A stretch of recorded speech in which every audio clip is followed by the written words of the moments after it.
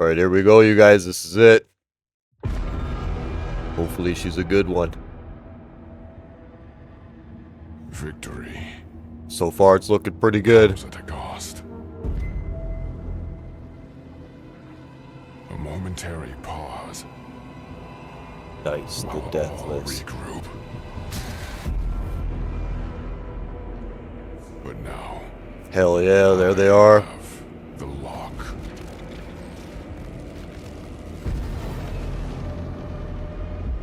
Bring me the key. And united, we will strike There's a key. at the heart of darkness. Yeah.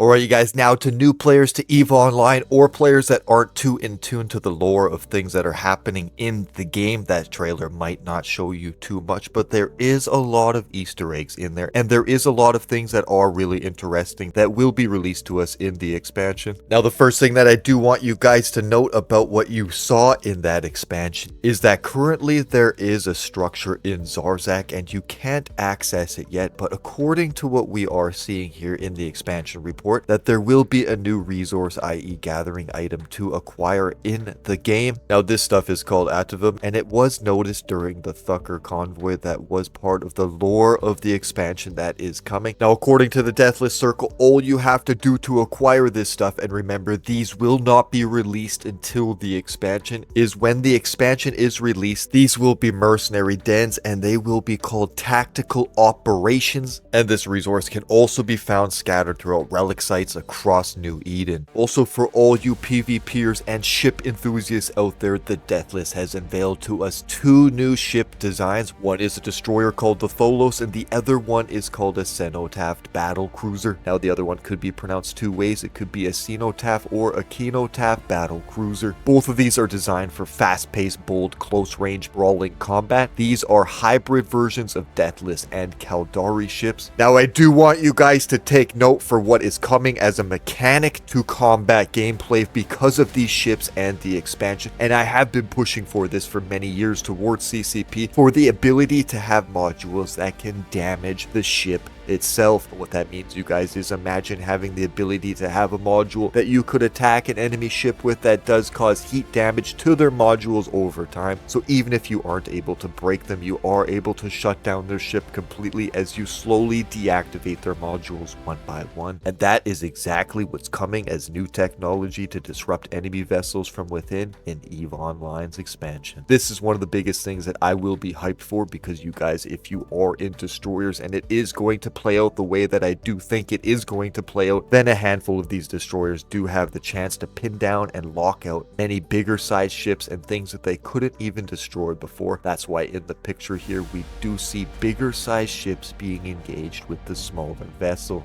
Alright, you guys, now these will be Caldari hybrid ships, and they do have the ability to put on covert ops cloaking devices, and they will also have a bonus to stasis web of fire resistance, which in any brawling format becomes extremely powerful, because the web of fire is the one thing that can truly whittle down powerful brawlers, as they do have to get up close and personal, and you can control their up close range by holding them defensively with a web. So by having that ability to nullify some of the resistance of the enemy web is super powerful. I'm very excited for these ships, and I can't wait to get my hands on them. Alright, you guys, now when it comes to some of the Nullsec mechanics that will be coming and released for the expansion, they will also have mercenary dens. Now, these will be deployable structures that you will link to the skyhook, and what these will do is they will lock in and drain the actual workforce inside of the skyhook. Now, the moment that the Revenant expansion does come into effect, the dens will start generating activities called tactical operations.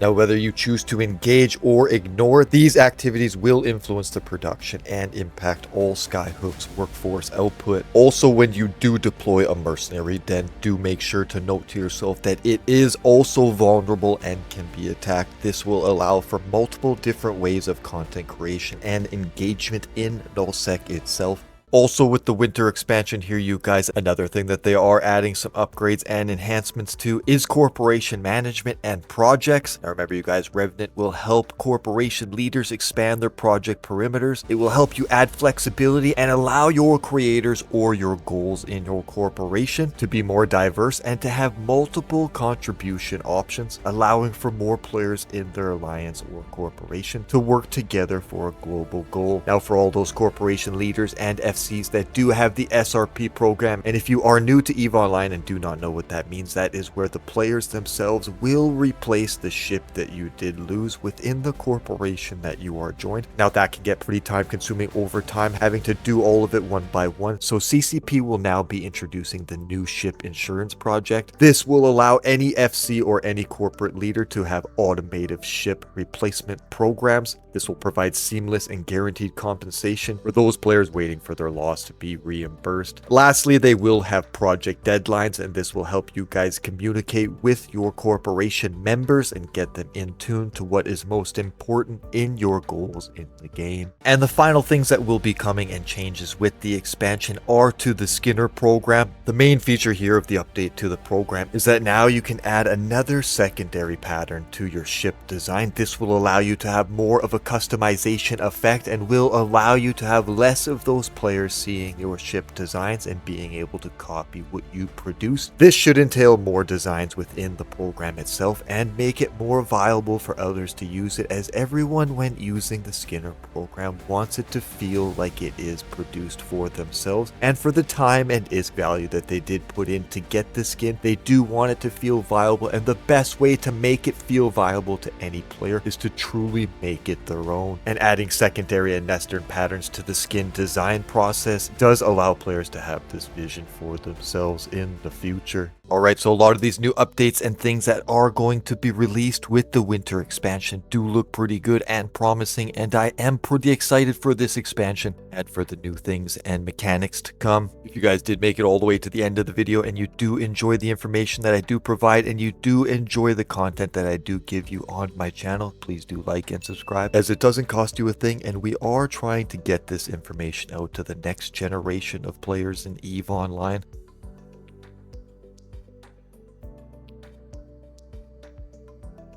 Now I am going to play the trailer one last time here at the end in case you did not get enough. I hope you guys are ready for the winter expansion and the winter release. As always, I do hope you're all staying safe out there. God bless, and I'll catch you in the next one. Peace.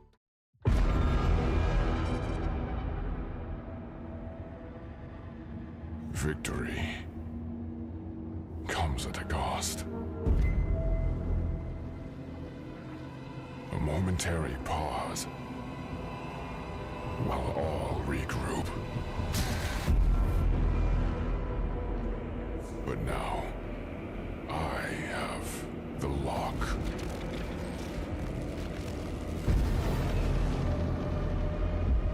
Bring me the key. And united, we will strike.